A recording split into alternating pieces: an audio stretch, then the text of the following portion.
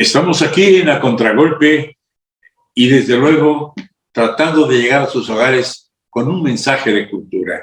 Los saluda Guillermo García Manzano y Concepción Villalobos. Qué gusto encontrarnos en este espacio y qué gusto compartir con ustedes, que todavía hay mucha gente interesada y todavía con este buen sabor de boca que nos dejó la presentación del libro Oaxaca, Espacios Culturales, que hace 8 días se hizo este sábado, pero que todavía recibimos llamadas, felicitaciones, muchas gracias. Todos esos bellos comentarios en Facebook. Y si usted está interesado o interesada en saber cómo fue esa presentación, en nuestras redes sociales hemos compartido fotografías, videos y muchos testimonios, porque estamos seguros de que, así como a nosotros, este libro les está pareciendo un día de fiesta para Oaxaca.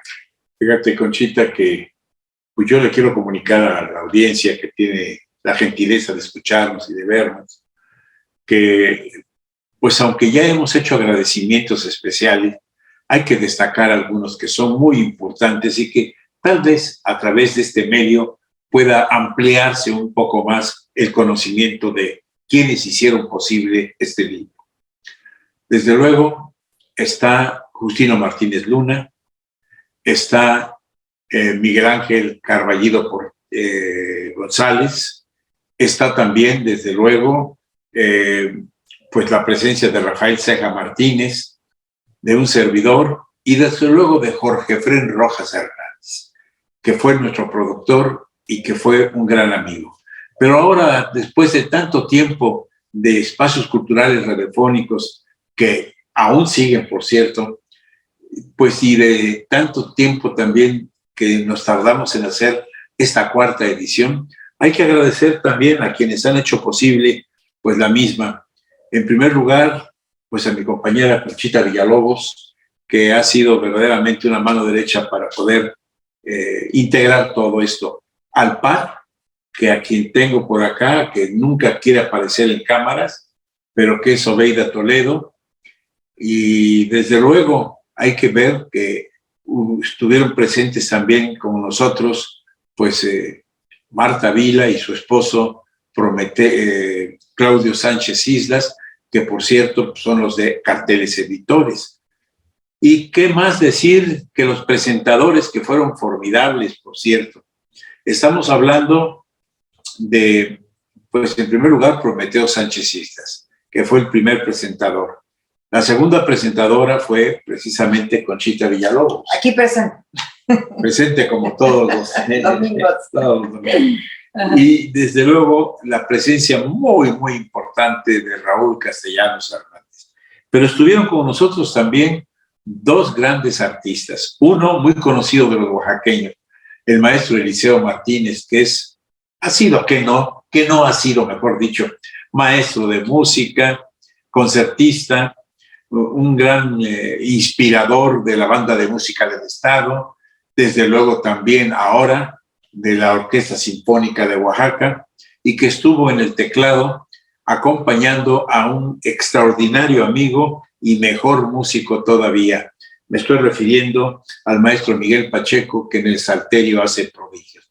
A todos ellos, y además a los, pues quienes fueron nuestros personas que nos dieron la posibilidad de estar en un recinto muy bello como fue la Casa de la Ciudad, me estoy refiriendo al Honorable Ayuntamiento Constitucional de Oaxaca de Juárez. A todos ellos mi profundo agradecimiento. Y yo creo que aquí hay que agregar también la presencia de 2 queridas niñas preciosas que siempre han acompañado a Contragolpe, Itziar y María Gabriela, que estuvieron en la conducción del programa y que nos recuerdan que son bien talentosas y que ojalá muy pronto podamos escucharlas también a ellas en sus producciones y se cumplan esos anhelos y todo esto que están en su cabeza preparando, y seguramente pronto sabremos de que tienen también sus propios espacios para compartir con el público. Y que en la presentación que hicieron ellas, pues la verdad es que no solamente estuvieron muy bien, sino también muy orgullosas, porque una dijo, mi señor padre Guillermo García Manzano, y la otra dijo, y mi señora madre Concepción Villalobos Gómez. Tanto Itziar como Gabriela, muchas gracias, y desde luego a otras personas que siempre nos han dado la mano. Estamos hablando de Soledad Alvarado Juárez. Ay, sí, por cierto, como ya la mencionó, pues este es el momento de llegar a escuchar esa importantísima agenda cultural que nos obsequia Sol cada semana. Aquí estamos para escucharte, Sol.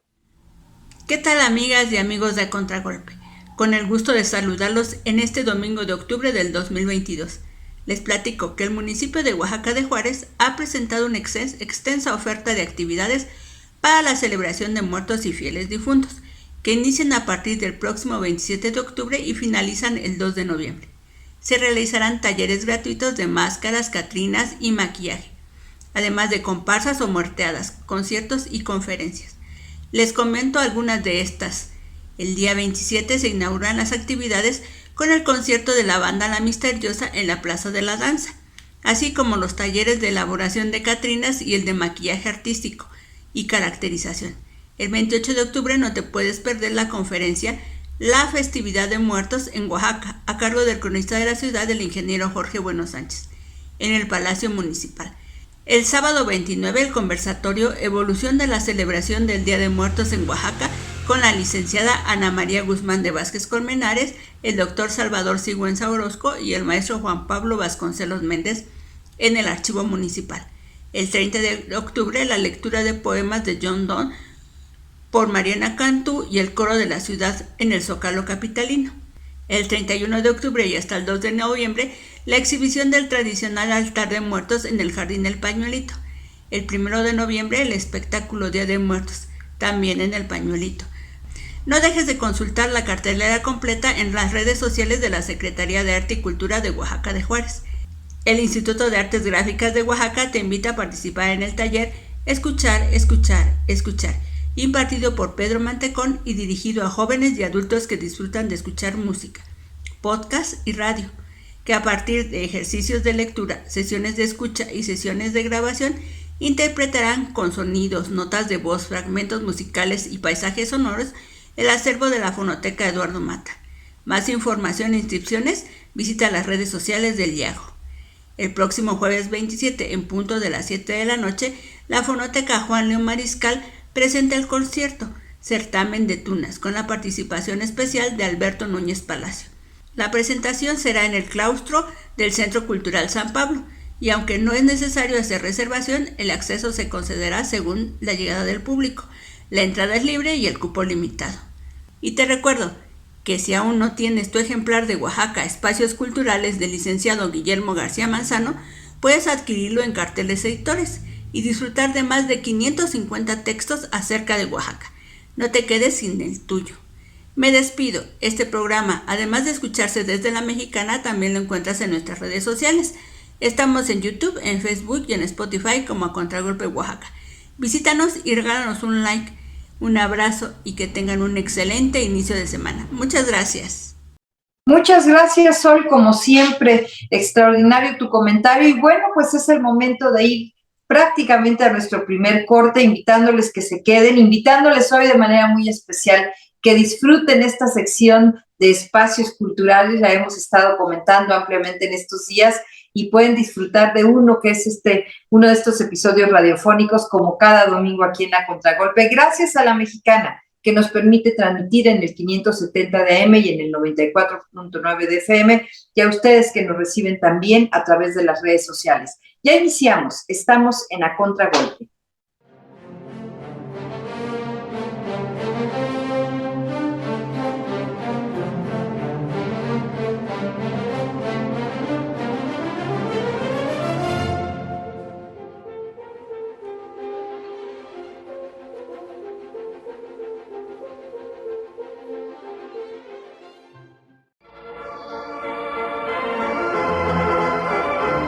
Un espacio cultural. Costumbres familiares del Oaxaca de los años 20. En la vida social del Oaxaca de los años 20, las costumbres llegaron a revestir un carácter de rigurosas normas sociales y aún de conducta, y algunas un auténtico sentido de tradición.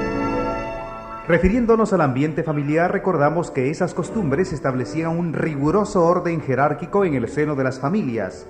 en el cual el padre o la madre representaban la autoridad superior que se transmitía en orden descendente, teniendo un carácter indiscutible las órdenes que para el necesario gobierno del hogar dictaba el jefe o cabeza de la familia. Los muchachos eran instruidos conforme a las reglas de buena crianza y los modales de urbanidad, que incluían normas de conducta para con sus semejantes y reglas de comportamiento en todo caso y lugar. Qué esperanzas que en el seno del hogar se tolerase que los muchachos anduviesen a la rienda suelta por las calles de ese entonces. A los menores de edad no se les toleraba igualarse con las personas mayores. Y también costumbre era que al levantarse o al acostarse dieran los buenos días o las buenas noches a sus padres, y asimismo que al terminar cualesquiera de las comidas diesen las gracias o bien un Dios se lo pague. En aquellos lejanos tiempos, qué capaz que las parejas de enamorados pudieran gozar de la libertad que hoy tienen para entregarse pública y abiertamente a sus escarceos. Desde luego está por demás decir que todas esas antiguas costumbres familiares estaban firmemente fincadas sobre los cimientos de la más estricta moral, misma que se hacía extensiva a los paseos, las diversiones y los espectáculos.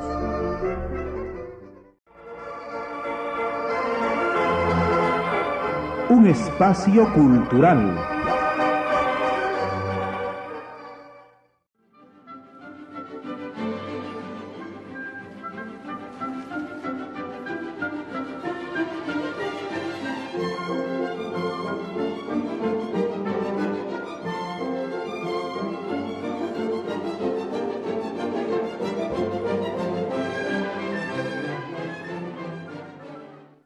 Ya estamos de regreso aquí en A Contragolpe y bueno, lo prometido es deuda, porque hace un domingo exactamente dijimos que no nos dio tiempo para analizar, aunque sea muy someramente, la Ilíada y la Odisea, esa obra magna de Homero, o que se dice que fue de Homero. Pero bueno, solamente vimos algunos aspectos y ahora vamos a ver todo lo que se refiere a la Odisea. Pero para eso siempre estará con nosotros presente quien ya nos dio una cátedra, Conchita, una cátedra de lo que es precisamente saber de literatura universal. Está con nosotros, como siempre, nuestro amigo y querido hermano Prometeo Sánchez Isla.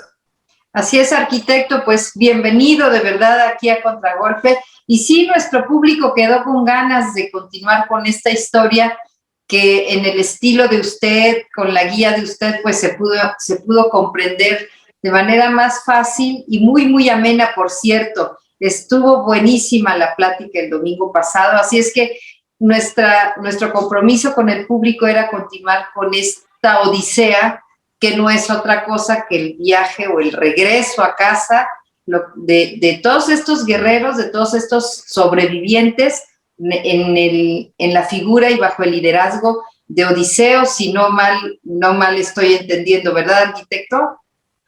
Sí, así es. Le llamamos Odisea a estos relatos que hablan en general del regreso de los héroes, fundamentalmente de Odiseo, a quien los romanos llamaron Ulises. Yo voy a seguir llamándole Odiseo.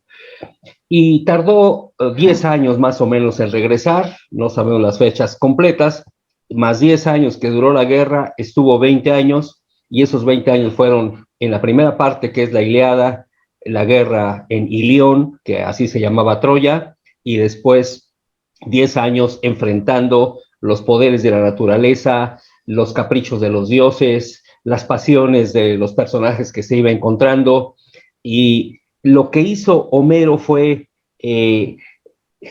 sentar las bases de lo que sería la helenicidad o la civilización griega desde el punto de vista de los mitos y de la cultura. O sea, son mitos fundacionales, podemos decir, porque lo que sucedió en Troya y en esas épocas fue 5 siglos antes de que Homero viviera, y es de lo que llamamos la Grecia micénica. Entonces, en esa Grecia que tuvo su origen en Micenas, pasaron muchas cosas que le dan sentido a la Odisea, que después platicaremos, pero que bien has sintetizado en un viaje de regreso. Bueno. Oye, Prometeo, yo tengo entendido que este poema se estructuró prácticamente en 24 cantos, que se dividieron, por cierto, en 3 partes. La primera parte se le dio el nombre de Telemaquia, la segunda, el regreso de Odiseo, y la tercera, la venganza de Odiseo.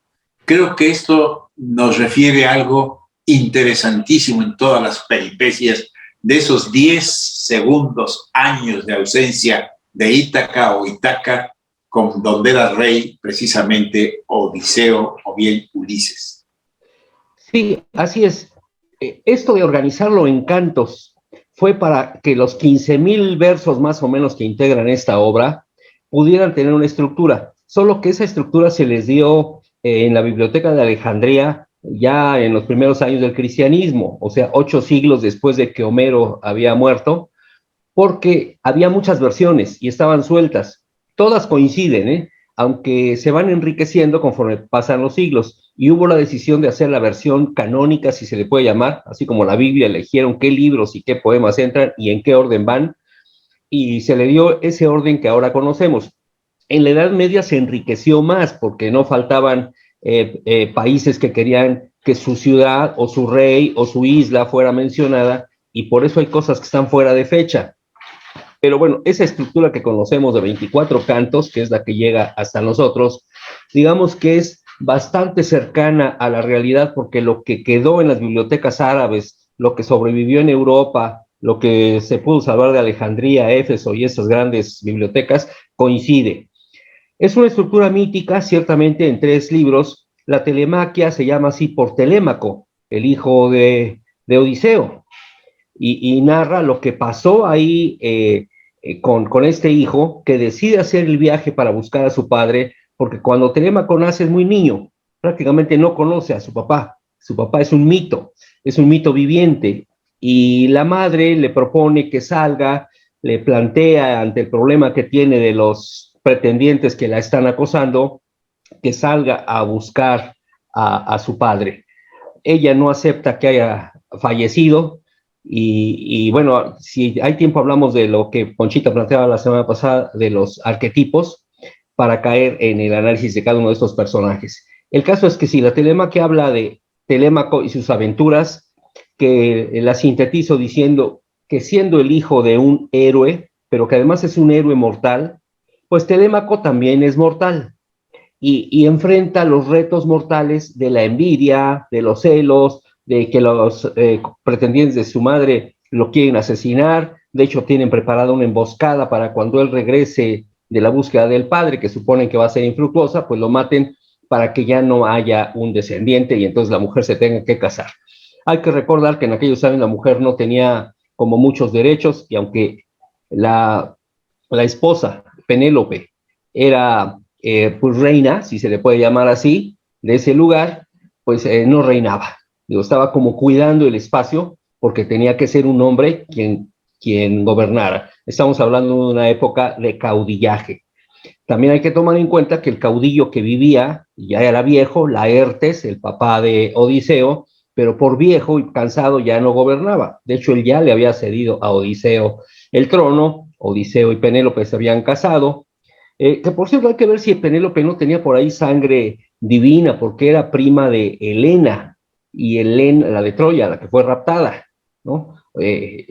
Odiseo originalmente pretendía a Helena, pero pues no le hubo chance, porque en la competencia que hubo la ganó Menelao, y precisamente fue Odiseo el que dijo delante de todos los caudillos y reyes de por ahí de esa zona, que para que no hubiera problema, una vez pasada la competencia, quien se quedara con Helena recibiría el apoyo de los demás ante cualquier problema.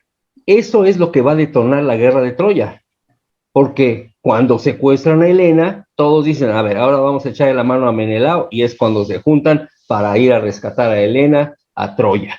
Bueno, esta Helena parece que sí venía de ascendencia de Zeus por ahí, y bueno, ahí van enredándose ya las cosas un poco, porque una parte muy importante, dejo un ladito a Telémaco, al hijo, lo retomaremos al final, yo creo, es que la vida de Penélope o la obra de Penélope es importantísima en esta obra por lo que ella representa. pero no por lo que representa en el Odiseo o la Odisea remasterizada del siglo XIX, que es una Odisea romántica. Los románticos rescatan a Odiseo. Hay que tomar en cuenta que es un héroe muy raro. Odiseo tiene que vencer siendo mortal. Él no es como Aquiles, que era hijo de una Nereida, que era un dios poderoso, el dios del mar, Tetis, y del mortal Peleo. Y el otro gran Hércules griego, que era Hércules, hijo de Zeus, y una reina mortal llamada Alcmena. Bueno, pues no, era hijo de dos mortales, y si le picaban se moría, pues, ¿no? Pero sí lo veían con simpatía los dioses, especialmente Atenea, porque era famoso por su inteligencia y por su astucia, cosas que Atenea, diosa de la sabiduría, diosa de la guerra, entre otros 4 atributos que tiene, bueno, demostraba Odiseo gran perspicacia, gran fuerza de voluntad, y Atenea dijo, yo voy con él, porque en el Olimpo, ante la guerra de Troya, los dioses tomaron partido. Atenea estuvo de su lado, de Odiseo, y esto nos va a llevar a que, yo creo que ya como moraleja de la obra, veríamos que al final, Odiseo, siendo un personaje tenaz, fuerte, con múltiples talentos, que lo vamos a ver en la obra resolviendo cosas que uno diría, pero esto cómo puede resolverse, mañoso, pues astuto, tramposo, mentiroso como era, consigue vencer la voluntad divina. Y ojo, eso es importantísimo, porque no cualquier mortal vence la voluntad de los dioses, y él lo logra. Y ese es un ejemplo para la humanidad. Y aquí Homero nos deja una señal. ¿Debemos creer en el destino o podemos modificar nuestro destino? ¿No somos nosotros los dueños o no? Es que esto es extraordinario, como lo está diciendo arquitecto, porque así como lo fue desarrollando, pues sí, uno lo va siguiendo y uno va diciendo cómo las personas con nuestra astucia, con inteligencia, yo pondría con creatividad, usted ahí le puso también mentirosos, tramposos, como podemos, sí podemos luchar y seguir con tenacidad lo que estamos buscando, más allá de este destino o estos hilos que podríamos imaginar alguien está manejando allá arriba para decidir quiénes somos y cómo somos, y habla entonces de la libertad del ser humano, ¿no? De las libertades que podemos tener. Y lo bonito de esta Odisea es conocer todos estos pasajes de cómo él va luchando por lo que es su meta, que es volver a su casa y volver al encuentro de Penélope, que podría ser una parte muy romántica, pero que también nos dibuja la tenacidad y el ingenio de esta mujer que tejía y destejía con la promesa a todos estos hombres de que cuando terminara aquella manta, entonces elegiría quién iba a reinar. Y también lo que usted apunta con tanta precisión, que es pues que las mujeres no podían ser reinas, ¿no? Eran reinas, pero no podían gobernar, y es una lucha pues larga. Vamos a ir, sí, mire, ya es la hora de hacer nuestro siguiente corte, arquitecto, pero yo creo que tuvimos un gran inicio para empezar a adentrarnos a esta vida, a estos pasajes que van cantando las aventuras de un héroe extraordinario. Estamos hablando de Odiseo, estamos con la Odisea, así es que quédese, estamos en A Contragolpe.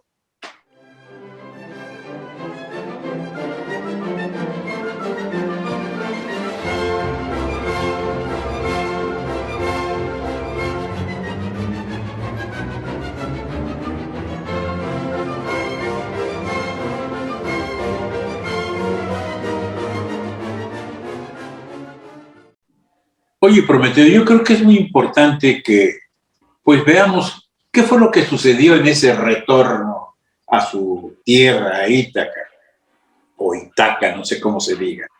Ítaca. ¿Qué fue lo que vivió él y su tripulación? Que realmente marca algo importantísimo porque nos da muchas lecciones. Adelante, Prometeo. Son muchas aventuras, voy a tratar de sintetizarlas, y si da tiempo les buscamos simbolismo, porque si no nos quedamos en una aventura así como de caricatura. Bueno, cuando salen los barcos de regreso, Odiseo, que había ido con 12 barcos y una gran cantidad de personal de su reino, al separarse ya de Troya, que ya triunfaron, la flota de Agamenón se va por un lado y Odiseo se desaparece, se separa, pues, por alguna razón misteriosa que aquí analicemos. Lo primero que él va a tocar es un lugar de Tracia, desconocido, donde vive el sacerdote Marón, que le va a regalar un vino que está muy especiado y muy dulce y que va a jugar un papel importante adelante este vino. Después va a llegar a un país llamado de los lotófagos, es decir, los comedores de loto, donde los que comen ese loto olvidan todo. Olvidan la patria, olvidan la familia, pero peor aún, olvidan el deseo de navegar. Y eso va a ser sumamente importante porque la región de los lotófagos era un paraíso. Entonces, ojo, ¿no? A lo mejor si no da tiempo, lo digo de una vez, eso de comer loto, póngalo como en las novelas de 1984 o cualquiera de aquellas en donde puedes comer algo, un soma, algo que te hace feliz, puedes estar con tu celular feliz y puedes creer que estás en un paraíso, pero no lo estás, no te estás dando cuenta que estás ciego, pues, y hasta se te quitan las ganas de vivir, de navegar, de luchar, porque tienes todo resuelto, ¿no? Es un equivalente. Bueno, me voy a saltar rápidamente. Él va a llegar a la isla, se supone que Sicilia, pero la geografía homérica no le hagan mucho caso porque ni la isla de Ítaca actual es la de Homero, aunque él sí visitó Homero de verdad, ¿no? Una Ítaca, se supone que la mítica es otra, pues, o abarcaba más que la actual isla que está al oeste de la actual Grecia. Bueno, pero ahí en esa Sicilia mítica llega a buscar a Polifemo, o se encuentra a la cueva del cíclope Polifemo, donde se meten a la cueva y rebaños, quesos, leña, se da la gran vida con los marineros, pero regresa el cíclope, los atrapa, los esconde, ahí es donde él urde el cómo picarle el ojo y dejarlo ciego, y luego escaparse colgados del vientre de sus rebaños, ¿no? Unos hermosos borregos que tenía ahí, unos carneros, y pueden escaparse, y ahí el problema es que ya cuando se va, claro, ahí engaña al cíclope, porque engañaba a todo mundo, como ya dije, él urdía mentiras, pero hay que ver la mentira, que no, es otro valor. Bueno, cuando el cíclope le pregunta cómo se llama, él dice, me llamo nadie, y bueno, entonces cuando grita por auxilio y los hermanos le preguntan, ¿qué te pasa, Polifemo? Nadie me pega. Ah, pues si nadie te pega, ¿no? ¿Quién te hirió? Nadie me hirió, y así por el estilo. Pero ya lejos, ya sintiéndose a salvo, Odiseo le grita, ¡ojo! ¡Bye, bye! Acuérdate que fue Odiseo quien te dejó ciego. Eso va a tener terribles consecuencias porque Polifemo era hijo de Poseidón, el dios del mar, y toda la vida de estos amigos funciona en el mar. Entonces un viaje que iba a durar una semana de regreso duró 10 años. Bueno, después llegan a la isla de Eolo. En la isla de Eolo, el dios del viento, vivía este hombre con sus hijos e hijas, 12 en total, que son todos los vientos que hay, buenos y malos. Pero él le regaló a Odiseo. Tengo que decir que en cada lugar que él va llegando, él hace regalos y le hacen regalos porque era parte de la cultura de entonces. A él le regalan un odre, o sea, una piel, ¿no?, cerrada, que lo que tiene adentro son todos los vientos contrarios. Y le ordena a Céfiro, Céfiro es un viento benéfico, pues, que hinche las velas y lo lleve hacia Ítaca, cosa que hace Céfiro y lo lleva. Pero ya cuando están por desembarcar en Ítaca, los otros marineros que no saben qué lleva el odre dicen, oye, ¿qué le dieron a este cuate? Vamos a ver qué tiene. La curiosidad, lo destapan, salen los vientos contrarios, se arma una super tempestad y los aleja. Y ahí empieza un poco el declive de los 12 barcos porque empieza a completarse la flota. Esos vientos los llevan a un lugar llamado de los Lestrigones, donde vive una reina giganta con su esposo rey gigante. Cuando está la reina ellos dicen, no, pues déjala, es mujer, no nos va a hacer nada aunque sea giganta. Pero llega el gigante, esposo de la giganta, y con un tridente empieza a pinchar ahí a estos cuates, se los empieza a comer, acaba con casi todos, prácticamente queda un reducidísimo grupo de todos los que originalmente iban. No dice cifras, pero va pasando. Luego le pasa una cosa muy, muy atractiva. Llega a una isla que se mueve. Ahí vivía Circe, una criatura misteriosa, una mujer o una cosa femenina muy rara, muy bella, se entiende, pero que tenía animales salvajes domesticados. Ahí había lobos, leones, tigres, de todo, pero no hacían nada, estaban domesticados. Ahí ella, bueno, ella va a querer quedarse con él durante mucho tiempo y les va a dar a los marineros un mejunje hecho de harina, miel, vino, jugos, etcétera, y se lo toman estos muchachos, les toca con su varita y los convierte en cerdos.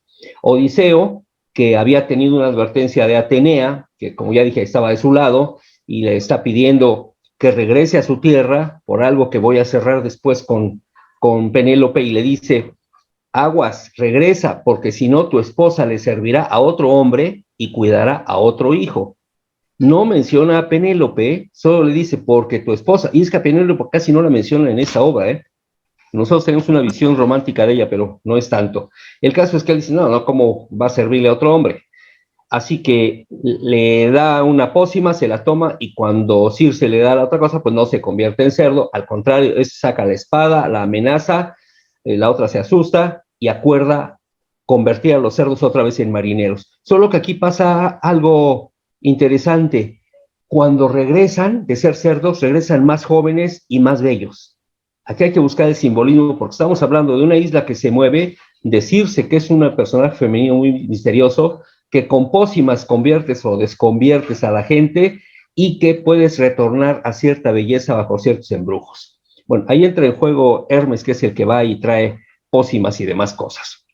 Lo importante es que también obligan a Circe, los dioses, a que le dé ayuda a Odiseo para que regrese. Y ella le da advertencias para el viaje. Le da la advertencia de que debe buscar al dios que ofendió y para eso debe bajar al Hades, o sea, al infierno, y buscar a un brujo o a un sacerdote llamado Tiresias. Tiene que pasar por el estrecho de Mesina, donde hay dos monstruos gigantescos, y a fuerza tiene que pasar ahí y vencer a Escila y Caridbis. Y tiene que pasar por la isla de las sirenas, donde si las escucha, se los lleva el infierno, porque las sirenas son monstruos muy malos, no tienen nada que ver con la sirenita de Walt Disney, son malos, tienen voces que embrujan, que atraen con sus cantos y hacen que los marineros se bajen a donde ellas viven, se los comen y dejan sus huesos al sol, que son los que Homero relata viendo esos huesos blancos pegados en los cantiles, ¿no?, de los alrededores. El caso es que Odiseo va a bajar al Hades, se va a ir al infierno, va a recibir el vaticinio de Tiresias de que algún día va a regresar solo y en un barco prestado. Y que además, como Poseidón es el que está obstaculizando, le dice: hazle sacrificios a Poseidón para que te perdone, si no, nunca vas a poder. Bueno, él pasa por el estrecho de Escila y Caridbis, ahí tiene que elegir de qué lado pasa, pero como ya Circe le había advertido cómo es la cosa, pasa del lado correcto, y Escila, que es una mujer monstruosa, gigante, que tiene perros en la cintura como si fueran apéndices, se come algunos cuantos marineros, pero él dice: paso, no importa que se coma unos cuantos, pero pasa, porque el otro era un monstruo que engullía todo, una especie de remolino. Con las sirenas ya sabemos que se tapan los oídos con cera y sobreviven a esa parte. Bueno, llegan después a la isla, a otra parte de Sicilia, al otro lado, algo así, donde están los rebaños del sol. Están felices porque llegaron a un lugar donde están los ganados más sanos, más bellos, nada más que esos ganados son inmortales y no saben que son del dios Sol. Sin embargo, como Circe le había advertido a Odiseo, él dice: no los toquen, no los vayan a tocar, busquen a ver qué comer, pero no los toquen. Pero en un momento que se descuida Odiseo, por ahí pasan un tiempo y están muertos de hambre y andan comiendo hierbitas, pero se quejan en algún momento y se descuida a Odiseo y se comen ahí un manjar divino. Se enoja el dios del sol, va con Zeus, le dice que pues se han comido su ganado sagrado, y entonces les dice: déjalo salir.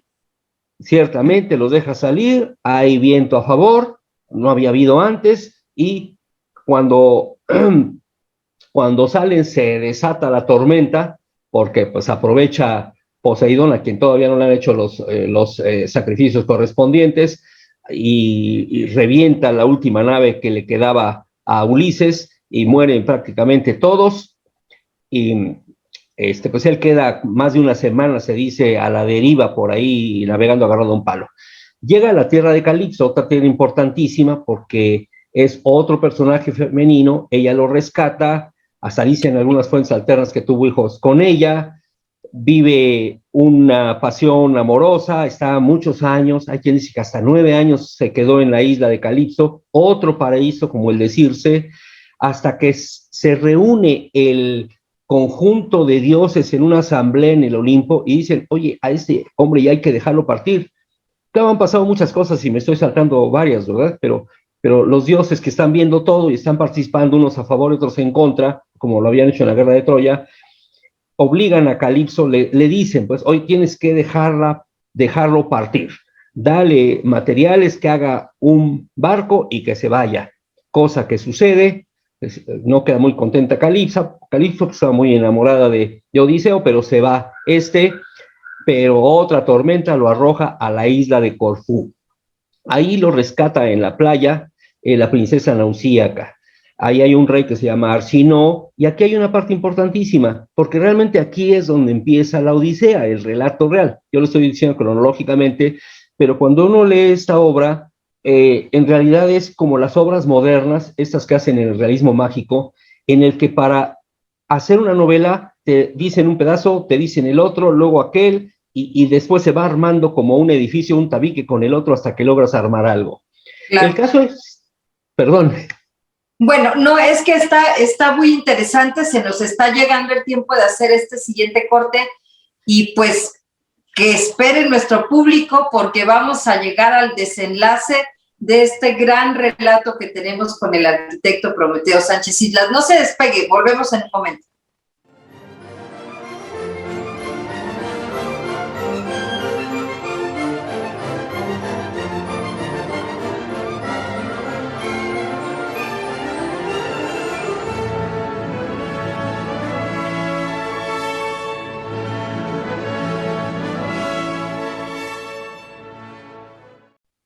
Pues así son las mañanas a contragolpe, llenas de buena conversación y seguramente que esta les está encantando tanto como a nosotros aquí.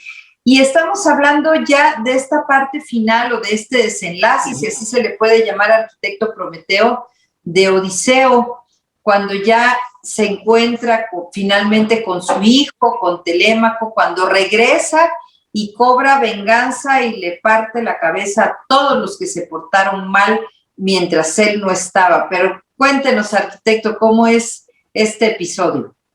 Bueno, nos habíamos quedado en la isla de Corfú, de ahí lo mandan, lo llevan, colmado de regalos porque descubren quién es, si da tiempo les cuento esa parte, y Penélope, que estaba asediada, según las fuentes, entre 56 y 108 pretendientes, o sea, eran un montón, y que todos estaban comiendo el patrimonio y estaban incitándola a tomar marido, porque pues querían tomar una isla que era bastante rica y sus alrededores, pero ella, que era una mujer inteligente, no cabe duda, era una mujer que es tiene un gran simbolismo porque viene a ser como la representación de la fidelidad, también de la fe, porque ella siempre tuvo fe que regresaría aquel, pero también la fortaleza, una fortaleza que se nota en la frialdad con la que toma decisiones. O sea, no es una mujer que se raja, como decimos aquí, ¿no? No es una mujer que se doblega. Además, urde. Hay que recordar que ella está tejiendo, ya en la última etapa se le ocurre el ardid de tejer y destejer. Ojo, hay algunas películas donde ella está bordando y desbordando. No borda, teje. Porque hay que recordar que el tejido es un urdimbre, ella está urdiendo, es un símbolo para armar o crear una trama que le va a poner tensión al relato en lo que aquellos se pelean por ella y tratan de convencerla. Ella lo que está tejiendo es la mortaja de Laertes, el padre de Odiseo, porque ya está viejito, y ella dice, cuando yo termine la mortaja, entonces decidiré. Y ahí es cuando ella, bueno, no es ahí, más adelante va a pensar en esa prueba de tensar el arco de Odiseo y ponérselo como reto a los demás para decir, el que logre tensar el arco y logre pasar la flecha por el cabo de 12 o 10 hachas, algo así, alineadas, ¿no? O sea, le quitan el mango y queda el hoyito por donde entra, y que le den al blanco que está ahí al fondo, con ese me voy a casar, porque es el equivalente a Odiseo. Bueno, ese va a ser el reto. Todavía no será, pero ella teje y desteje. Es interesante ese simbolio, pero a mí me quedo. Por otra parte, porque en la Odisea, ya se dijo, son 3 partes, una va contando el viaje de Telémaco, otro va contando las peripecias de Penélope para sobrevivir estos años sola y acosada, y otra, todo lo que le está pasando a Odiseo. Bueno, pues esta al final llega a Odiseo, a Ítaca, como buen mentiroso, se disfraza de mendigo, pero es que aquí la mentira, ojo, tiene que ver con la astucia y con la prudencia, ¿eh? Por eso decía yo que es una mentira especial. Es como la mentira literaria, pues, pero es otro tipo de mentira. No es la que nosotros castigamos como pecado y eso. Bueno, pues entonces se disfraza y para acercarse a ver cómo está la cosa, y ahí suceden varias cosas importantes y sensibles, ¿no? Porque encuentra a un antiguo porquero que cuidaba puercos, ¿no? Que lo invita a comer porque es mendigo, y una de las normas de aquellos años era recibir al visitante, recibir al extranjero y tratarlo bien. Bueno, aprovecha aquí Odiseo para sacarle la sopa, como decimos. El porquero le cuenta cómo están las cosas, todos los detalles que acabamos de decir de Penélope y aquellos otros que están encima de ella, y como que lo reconoce y no lo reconoce el porquero. Sin embargo, por ahí está el perro, Argo, otro prototipo del perro, que viejo, que había sido el gran perro de un gran rey, y que 20 años después está ya bastante viejo y canoso, lo reconoce, se da cuenta Odiseo, lo abraza, Argo suspira, vamos a decir, y muere en sus brazos, ¿no? Una cosa muy sensible de un perro fiel que supo que iba a llegar su amo y lo espera hasta el último segundo. También llega la que fue ama de cría de él, ¿no? Y le dice, te voy a lavar los pies, extranjero, y mientras está lavando los pies descubre una cicatriz que tenía, que se había hecho y que ella lo había curado, también lo descubre y le dice, calladita, te ves más bonita, no es cierto, calladita, me vas a ayudar, háblale a Telémaco para que nos pongamos de acuerdo. Por ahí más o menos empieza así a hacerse ahí la historia de que Telémaco está acabando de regresar, de haber visitado al rey Menelao, que estaba casado con Helena, que era el rey de la Esparta micénica, y que ya le había dicho a Telémaco que Odiseo estaba en la isla Calipso, pero que ya venía, etcétera.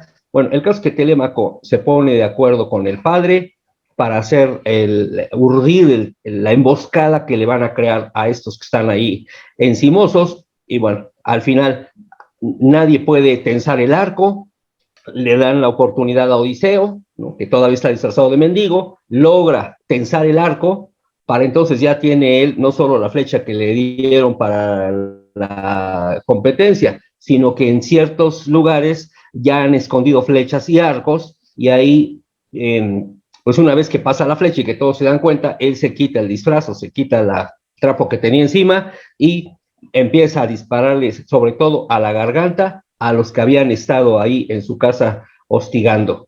Mata a todos con ayuda de Telémaco y algunos sirvientes de Telémaco que estaban ahí, porque se encierran y hacen una verdadera masacre dentro de la habitación aquella gigante que tenían en su caserón. Ya se imaginan, 108 pretendientes, a todos los mata, incluidos los sirvientes de los pretendientes, y a las sirvientas colaboracionistas, las que habían estado apoyando a estos advenedizos y que le habían estado sugiriendo a Penélope que ya se decidiera, que escogiera al otro, y la hacían de correveidile, diríamos pues son colaboracionistas, y las pone Odiseo a limpiar.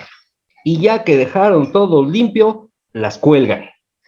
Él busca a Penélope, se identifica, ella primero no lo reconoce, ya han pasado muchos años, él le dice intimidades, vamos a decir, hay esto aquí, en aquel lugar hay esto, nos pasó tal cosa.